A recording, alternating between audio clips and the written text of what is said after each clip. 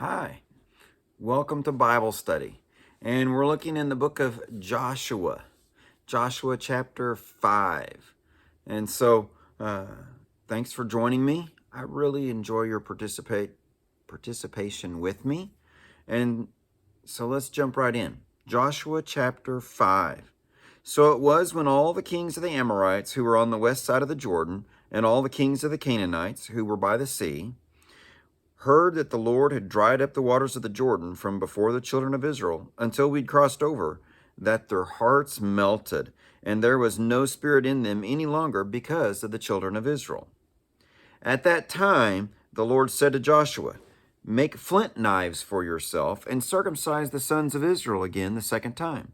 So Joshua made flint knives for himself and circumcised the sons of Israel at the hill of the foreskins. And this is the reason why Joshua circumcised them. All the people who came out of Egypt, who were males, all the men of war, had died in the wilderness on the way, after they had come out of Egypt. For all the people who came out had been circumcised, but all the people born in the wilderness on the way as they came out of Egypt had not been circumcised. For the children of Israel walked 40 years in the wilderness, till all the people who were men of war, who came out of Egypt, were consumed, because they did not obey the voice of the Lord, to whom the Lord swore that he would not show them the land which the Lord had sworn to their fathers that he would give us, a land flowing with milk and honey. Then Joshua circumcised their sons, whom he had raised up in their place, for they were uncircumcised, because they had not been circumcised on the way. So it was, when they had finished circumcising all the people, that they stayed in their places in the camp till they were healed. Then the Lord said to Joshua, "This day I have rolled away the reproach of Egypt from you." Therefore the name of the place is called Gilgal to this day. Now the children of Israel camped in Gilgal, and kept the Passover on the 14th day of the month at twilight on the plains of Jericho. And they ate of the produce of the land on the day after the Passover, unleavened bread and parched grain on the very same day. Then the manna ceased on the day after they had eaten the produce of the land. And the children of Israel no longer had manna, but they ate the food of the land of Canaan that year. And it came to pass, when Joshua was by Jericho, that he lifted his eyes and looked, and behold, a man stood opposite him, with his sword drawn in his hand. And Joshua went to him and said to him, "Are you for us or for our adversaries?" So he said, "No, but as the commander of the army of the Lord, I have now come." And Joshua fell on his face to the earth and worshipped, and said to him, "What does my Lord say to his servant?" Then the commander of the Lord's army said to Joshua, "Take your sandal off your foot, for the place where you stand is holy." And Joshua did so. So a lot going on, but the really big deal here, it seems like, is what culminates here with Joshua having this encounter with a mysterious man who is obviously more than a man, right? And so Joshua sees this man with a sword drawn, and he says, "Whose side are you on? Ours or the enemy?" And the man says, "No, I'm not on either side. But as commander of the army of the Lord, I have now come." And so he says, "I'm not on either side. Your job is to decide if you're on my side." And it reminds me, it's told, it may or may not be true, that during the Civil War, someone asked Abraham Lincoln if the Lord was on their side. And he gave a similar response. He says, "What's more important is, are we on the Lord's side?" And so all those other allegiances, all those other claims fall away. The most important allegiance is to the Lord. He hasn't come to take sides. He has come to take over. And Joshua's response is right. He fell on his face. He worshiped and said, "What does my Lord say to his servant?" And this is powerful because what happens? Take your sandal off your foot, for the place where you stand is holy. It is more important that we be right with God. And this harkens all the way back to Mount Sinai, doesn't it? That the Lord told Moses at the burning bush, "Take off your sandals, for the ground you stand on is holy." And so, again, we're having that reminder. Joshua is standing in the place of Moses. And just as the Lord was with Moses, so he will be with Joshua. And there's a beautiful promise in that for us. All authority belongs to the Lord. And he chooses his leader. He chose Moses before, and now he has chosen Joshua. But I think it's important to realize that that has taken place because of what has preceded it. This amazing encounter, this standing on holy ground, because the Lord is there. Not necessarily a burning bush, not necessarily on Mount Sinai, but because the Lord is there. That happened because the Lord prepared them for that. And we want to look at that preparation process. So we're kind of going to go backward through our text today, through Joshua chapter 5. And so we see here that the Lord shows up, but he's already been at work. And so notice there in verses 10 through 12, what took place there? Well, the manna had ceased. The Lord had provided for his people in the wilderness for 40 years, feeding them this manna that nobody really knew what it was, hence the name, right? And as they came over the Jordan, for the first time, they ate of the produce of Canaan. It was barley harvest, and there was grain, and they could grind it and make unleavened bread. And so now that they could eat of that and the other crops of Canaan that would ripen that time of year, they were going to be fed still by the Lord, but through the harvest of the land of milk and honey. But what time of year was that? It was the Passover. And the Passover is important. It's the first time in Canaan they're going to participate in the Passover. And Passover is that time when they commemorate what God had done in rescuing the children of Israel, with that eye to the future that the Lord would continue to give victory. He defeated the superpower of the day in defeating Egypt, and they needed to know the Lord would do the same for them. And that's applicable to us, just as we saw that it was applicable that all these other allegiances are to fall away, and the main allegiance is to the Lord. Likewise, Passover is analogous to the Lord's Supper, isn't it? The Lord's Supper of the new covenant, where we commemorate the Lord's death until he comes. We look at the victory he made over sin, death, and the devil, knowing that he's going to consummate it for all eternity in the near future. And so we look for him to come. But the children of Israel and us do not just walk into Passover, do not walk into the Lord's Supper without some preparation, without examining oneself. As we looked at it a few weeks ago, whether one is qualified and one is fit to participate in these things. And for the children of Israel to be qualified to take Passover, they needed to be circumcised. They needed to have the sign of the covenant upon them. And for us as believers, we need to be born again. We need to be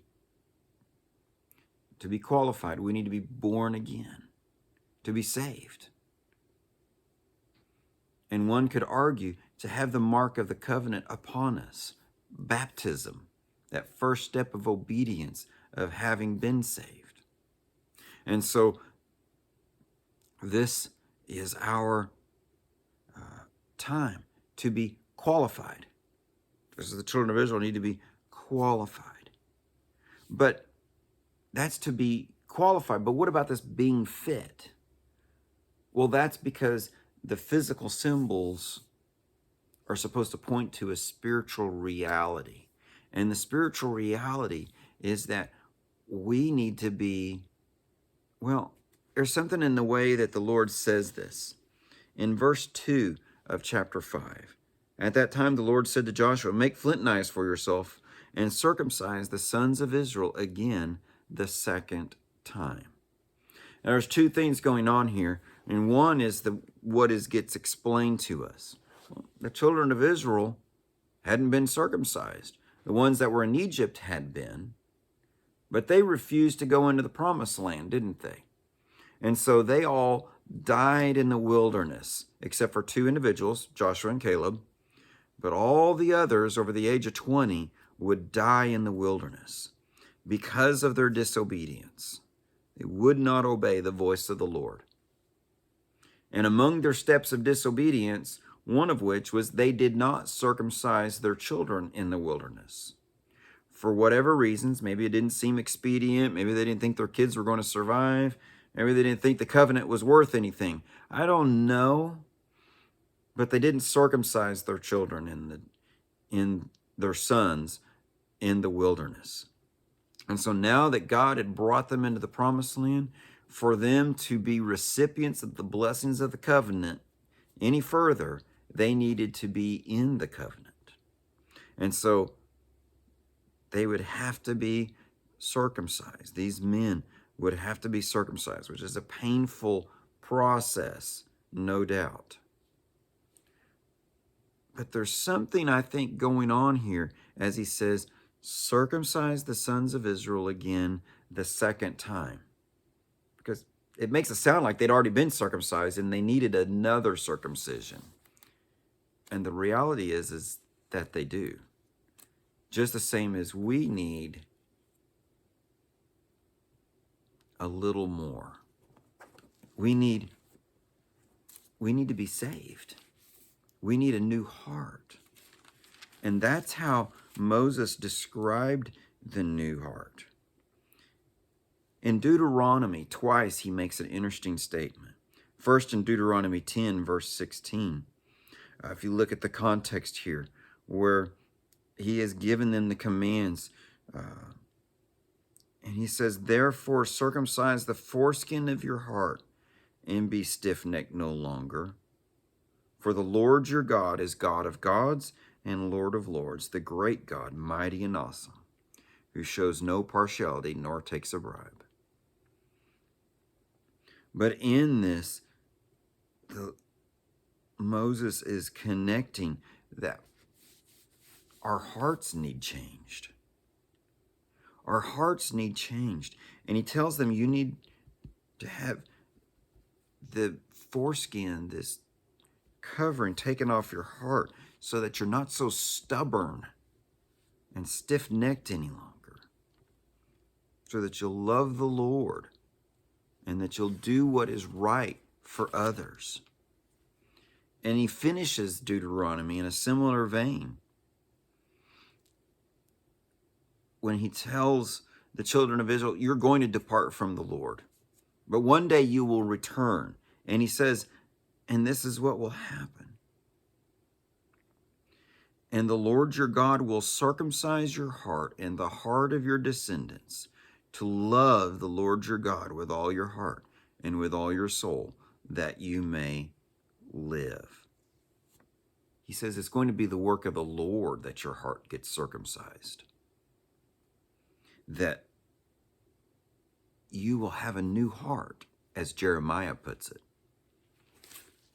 And the Apostle Paul picks up that thread. And I want to just pick up Romans chapter 2 here for a minute. I know that's a long ways off from Joshua. So give me a minute and I'll flip to it for you. But at the end of chapter 2, he says something here where he says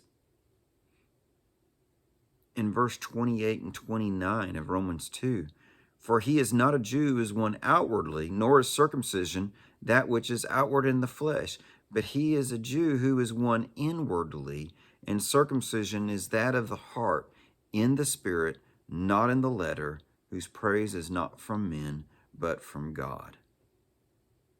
And so he says, this is the circumcision God is looking for. This is the second circumcision. The physical body, it doesn't really necessarily profit you for eternity, except that it should have you exposed to the teaching of God if you were born a Jew or something like that. But what really needs to happen is the circumcision of the heart, that we would be responsive and not stubborn. That's a work that God must do, that we would love him and obey him, and that we would be right with our neighbors. And so, to receive the blessing, it was dependent on them having this new heart. And so here in Joshua, these men and women needed God to renew their heart, that they would be obedient to the commands of God, that they would receive the blessing. And this is analogous to us in that we need a new heart. We need to be responsive to what God is commanding us to do. This is the application, right? That to receive the blessing, to be faithful, is going to be a work of God in us who have been born again, been given this new heart. The baptism itself is just a step of obedience to that. It's almost an indication that our heart has been changed, that we would want that. And just like the physical circumcision is painful, sometimes the spiritual circumcision is painful, isn't it? As God peels away, he prunes things out of our life that aren't good for us. It takes time. It's a process of God being faithful to do what he says he will do. And so that's a part of being not just qualified, but also fit for the Lord's Supper. That we've refused the desires of the flesh towards sin. That we are right with one another.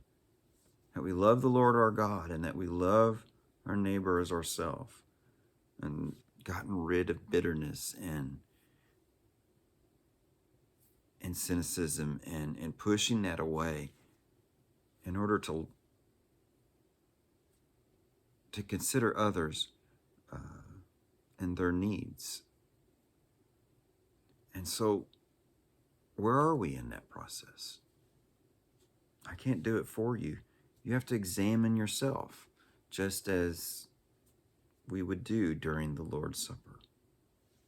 And so I pray that we take that time to allow God to do that work in us, so that we're set up, that when the Lord comes, he can say, "Take off your sandals. The ground you stand on is holy ground. Even so, Lord, whatever you say, we will do." God bless, God keep you. I'll see you next time.